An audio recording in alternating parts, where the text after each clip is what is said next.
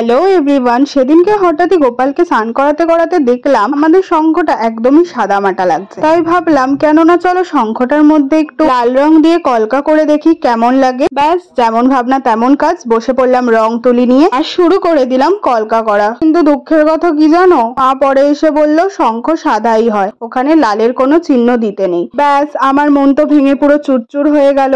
নতুন একটা কিছু ইনভেনশন করবো ভেবে এটা আমার সাথে কি হয়ে গেল। আমি এই ব্যাপারটা একদমই জানতাম না। তোমরা কি এই ব্যাপারটা জানো? আর এটা কি সত্যি? আমাকে প্লিজ কমেন্টে জানিও। আর এইদিকে দেখো সাদা শঙ্খের ওপর লাল দিয়ে কলকা করাতে শঙ্খটা কি দারুণই না লাগছে। যাই হোক, তোমরা কমেন্টে জানিও তোমাদের এই ডিজাইনটা কেমন লাগলো। আর শঙ্খতে কি সত্যিই লাল রং দিতে নেই সেটাও অবশ্য কমেন্ট করে জানিও। বাই, দেখা হচ্ছে তবে নেক্সট ভিডিওতে।